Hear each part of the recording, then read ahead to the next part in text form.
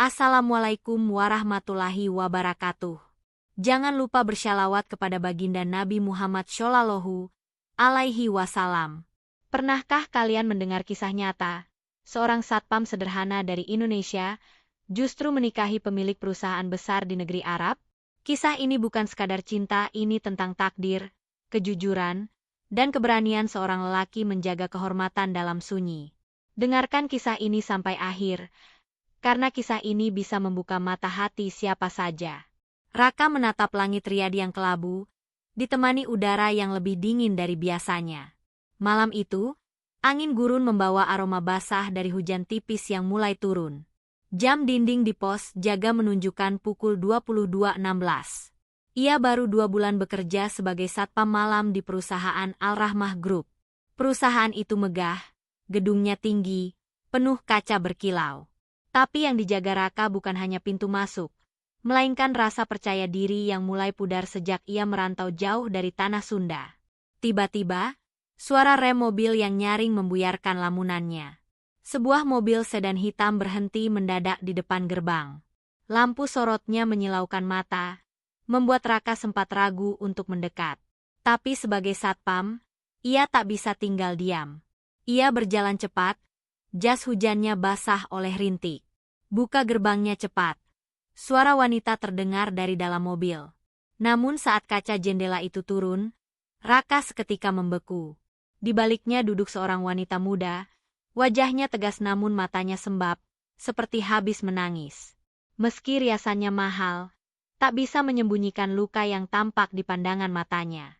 "Maaf, Saidah, ada yang bisa saya bantu?" Suara Raka pelan namun jelas. Wanita itu menatap Raka beberapa detik, lalu menjawab lirih. "Semua orang di kantor ini penuh kepura-puraan. Malam ini, aku hanya ingin bicara pada seseorang yang tak punya kepentingan. Dan entah kenapa, aku merasa kamu orangnya." Raka tidak tahu harus menjawab apa. Ia bahkan tidak tahu siapa wanita itu. Tapi sebelum ia sempat bertanya, wanita itu sudah turun dari mobil dan melangkah masuk. "Jangan khawatir. Aku pemilik tempat ini. Namaku Najla. Dan kamu, siapa namamu?" "Raka. Dari Bandung," jawabnya cepat. Najla tersenyum kecil, lalu berkata, "Raka dari Bandung, malam ini, kamu akan jadi penjagaku. Tapi bukan untuk gedung ini. Untuk hatiku yang retak." Dan sejak malam itu, hidup Raka tak pernah sama lagi. Langkah Najla terdengar ringan, tapi setiap hentakannya membuat jantung Raka berdetak lebih cepat. Wanita itu berjalan menuju lobi utama kantor, melewati pintu kaca otomatis yang biasanya hanya terbuka untuk direksi. Tapi malam itu, hanya ada 2 orang, satpam dan sang pemilik perusahaan. Raka mengikuti dari belakang, jaga jarak seperti seharusnya. Tapi Najla justru menoleh dan berkata, "Duduklah di ruanganku sebentar. Aku tak ingin sendiri malam ini." Mereka masuk ke ruang kerja utama di lantai 3. Ruangan itu luas, penuh buku, lukisan bergaya Timur Tengah, dan aroma parfum mahal yang lembut. Najla meletakkan tasnya dan duduk di kursi kerja. Raka tetap berdiri di dekat pintu. "Maaf, Saidah, saya di sini hanya untuk berjaga. Saya tak ingin lancang." Najla tersenyum tipis. "Itu alasan kenapa aku percaya padamu. Kamu tahu batas." Hening. Hanya suara hujan kecil di luar jendela. Najla membuka laci, mengambil selembar foto, lalu menatapnya lama. "Kamu tahu, Raka, semua orang menginginkanku bukan karena aku Najla, tapi karena perusahaan ini. Jabatan ini. Hartaku. Tak satu pun yang benar-benar melihat aku sebagai wanita biasa." Ia menoleh. Matanya sedikit memerah. "Kecuali kamu. Sejak malam itu di gerbang, aku tahu kamu berbeda." Raka mengangguk pelan. "Saya hanya ingin bekerja dengan jujur, Saidah. Saya tak punya keberanian untuk lebih dari itu." Najla berdiri, mendekat perlahan. "Kadang, jujur itu keberanian terbesar." Raka menunduk. Ia tak tahu bagaimana harus bersikap. Tapi sebelum ia sempat bicara, Najla tersenyum lalu duduk kembali. Maaf, mungkin aku sedang terlalu rapuh. Tapi aku lelah berpura-pura di depan orang-orang yang bahkan tak peduli. Malam ini, aku hanya ingin duduk dengan seseorang yang tak berusaha mengambil apapun dariku. Hening kembali turun. Raka berdiri dalam sunyi, menjaga pintu dan menjaga dirinya sendiri. Dalam diam itu, ia mulai menyadari, hubungan antara dua insan bisa tumbuh bahkan tanpa disentuh, cukup lewat kejujuran dan rasa saling percaya. Dan sejak malam itu, Raka tak lagi hanya menjaga gedung. Ia menjaga hati seorang wanita yang selama ini terlihat kuat, namun sebenarnya penuh luka. Sejak malam itu, rutinitas Raka berubah perlahan. Ia masih memakai seragam satpam yang sama, berdiri di tempat yang sama, tapi posisinya bergeser, dari penjaga gerbang, kini diminta berjaga di dalam gedung utama, tepat di luar ruang direktur. Para staf mulai memperhatikan. Beberapa berbisik pelan saat Raka lewat, beberapa memandang sinis. Tapi Raka tetap diam. Ia tahu posisinya. Ia tahu siapa dirinya. Namun yang tak ia pahami adalah kenapa Sayyidah Najla semakin sering memanggilnya. Bukan untuk tugas keamanan, tapi hanya untuk duduk, mendengar cerita, atau sekadar diam bersama. Raka, kata Najla suatu malam saat mereka berdua berada di balkon lantai 4. Apa kamu percaya bahwa perempuan bisa merasa kesepian meskipun dikelilingi banyak orang? Raka menjawab pelan, saya percaya, karena saya pun pernah merasa begitu. Najla menatapnya lama. Aku sudah dijodohkan 3 kali, Raka. Semua demi politik bisnis. Dan semuanya gagal. Orang tuaku hanya ingin perusahaanku tetap aman, bukan kebahagiaanku. Ia tersenyum. Tapi senyum itu menggigil. Kamu tahu, kadang aku berharap dilahirkan sebagai perempuan biasa. Yang bisa mencintai tanpa dihitung. Menikah tanpa dirancang. Hidup tanpa skrip. Raka menelan ludah. Tak mudah mendengar pengakuan seperti itu dari seorang wanita yang kekayaannya bisa membeli gedung tempat ia berjaga. Tapi kamu masih berdiri di sini, kata Raka hati-hati. Dan menurut saya, itu tanda kekuatan. Najla menatapnya lagi. Kali ini lebih dalam. Atau mungkin, itu tanda aku mulai lelah.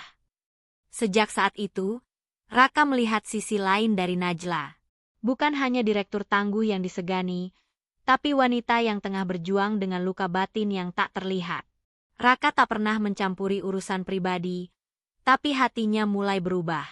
Ia tak tahu sejak kapan ia mulai menunggu suara langkah Najla di lorong. Atau sejak kapan ia mulai menghafal nada tawa dan irama bicara wanita itu. Yang ia tahu, malam-malam makin terasa panjang. Tapi bukan karena lelah bekerja. Melainkan karena ia mulai rindu pada seseorang yang seharusnya tak boleh dirindukan. Malam itu, angin gurun membawa hawa panas yang aneh. Udara tak nyaman. Tapi hati Raka justru berdebar lebih cepat dari biasanya. Najla memintanya datang lebih awal ke ruang direktur, bukan untuk berjaga, tapi untuk makan malam bersama. Anggap saja ini bentuk terima kasih, kata Najla sambil menyodorkan piring berisi nasi kapsa dan ayam panggang. Aku tidak punya banyak teman yang bisa kuajak makan malam tanpa basa-basi. Raka merasa canggung. Ia duduk di ujung meja, berusaha sopan. Tapi hatinya terus gelisah. Kenapa kamu tetap mau mendengarkan ceritaku, Raka? Bukankah kamu bisa saja memilih tutup telinga dan fokus pada pekerjaan? Tanya Najla sambil memandangi wajah Raka dari seberang meja. Raka menatap piringnya sebentar sebelum menjawab. Karena saya merasa, kadang yang dibutuhkan seseorang bukan solusi, tapi kehadiran. Najla diam. Matanya basah. Kamu tahu, aku hampir menyerah minggu lalu. Aku sempat berpikir untuk pergi dari semuanya. Tapi malam itu kamu berkata, jujur itu keberanian terbesar. Kalimat itu menyelamatkanku, Raka. Raka menghela napas. Saya hanya bicara dari hati, Sayyidah. Najla, potongnya cepat. Di ruangan ini, kamu boleh memanggilku Najla saja. Hening. Lampu ruangan temaram. Jam dinding berdetak pelan. Tapi di antara diam itu, rasa tak wajar mulai tumbuh. Sesuatu yang seharusnya dijaga jaraknya. Najla berjalan pelan mendekat. Duduk di sisi sofa tempat Raka berada. Jika aku bukan pemilik perusahaan ini, dan kamu bukan satpam, apakah kamu akan tetap bersikap seperti ini? Raka menoleh. Matanya jernih. Suaranya tenang. Ya. Karena saya menghormati Anda sebagai manusia, bukan karena jabatan. Najla menatap dalam. Ada gejolak di matanya. Tapi sebelum ia bicara lagi, suara ponsel berdering memecah suasana. Ia melihat layarnya sebentar, lalu mematikan panggilan. Pekerjaan, katanya singkat. Tapi malam ini, aku ingin jadi wanita biasa. Dan kamu pria yang membuatku merasa tenang. Raka menunduk. Saya hanya takut salah bersikap. Najla. Saya tak ingin jadi noda dalam hidup Anda. Najla tersenyum. Bagaimana kalau kamu justru takdir yang Allah kirim untuk menyembuhkan luka ini? Malam itu, Raka pulang ke kamar kecilnya di lantai bawah dengan hati penuh tanya. Apa yang sedang terjadi? Dan apa batas antara ketulusan dan perasaan? Malam-malam berikutnya berjalan lebih pelik. Raka kini tidak hanya berjaga. Ia juga menjadi tempat pulang bagi cerita-cerita hati Najla. Tapi ada yang berubah. Tatapan wanita itu tak lagi sebatas pemilik perusahaan kepada karyawan, tapi lebih dari itu, ada harap, ada ragu, dan ada getar yang tak bisa disembunyikan. Suatu malam, Najla duduk di tangga darurat, mengenakan gamis santai dan jilbab tipis. Ia meminta Raka menemaninya sebentar. Raka, ucapnya lirih. Apa kamu tahu, selama ini aku tak pernah merasa seaman ini dengan seorang laki-laki. Raka menelan ludah. Ia duduk di ujung tangga, tak berani menatap langsung. Saya hanya berusaha jujur dan sopan. Saya tidak ingin membuat salah paham. Najla menatapnya, lalu berkata pelan, lalu kalau aku memang salah paham, apa kamu akan pergi? Tidak, jawab Raka tegas. Tapi saya akan menjaga jarak, karena saya tak ingin menyakiti siapapun. Najla tertawa kecil. Terlalu mulia untuk seorang satpam biasa. Raka menggeleng. Bukan soal profesi, soal akhlak. Diam. Lalu Najla bangkit. Ia berjalan menuruni anak tangga, lalu berhenti dan menoleh. Aku tidak mau lagi hidup dalam perjodohan, Raka. Aku sudah menolak rencana keluargaku untuk menjodohkan aku bulan depan dengan pria dari Qatar. Dan mereka murka. Tapi aku lelah menjadi boneka dalam permainan bisnis. Raka berdiri, terkejut. Apa yang Anda lakukan itu sangat berani. Najla mendekat lagi. Suaranya menurun, nyaris seperti bisikan. Dan kamu tahu apa yang membuatku berani? Karena ada kamu di sini. Raka mundur selangkah. Najla, jangan ucapkan kalimat itu kalau itu hanya karena emosi. Aku tidak sedang emosi, Raka. Aku sedang jujur. Hening panjang menyelimuti ruang tangga. Tapi ada satu hal yang tidak bisa disangka lagi. Perasaan itu telah tumbuh, dan tidak ada lagi yang bisa menyembunyikannya. Hari itu panas, tapi ruang direktur terasa lebih dingin dari biasanya.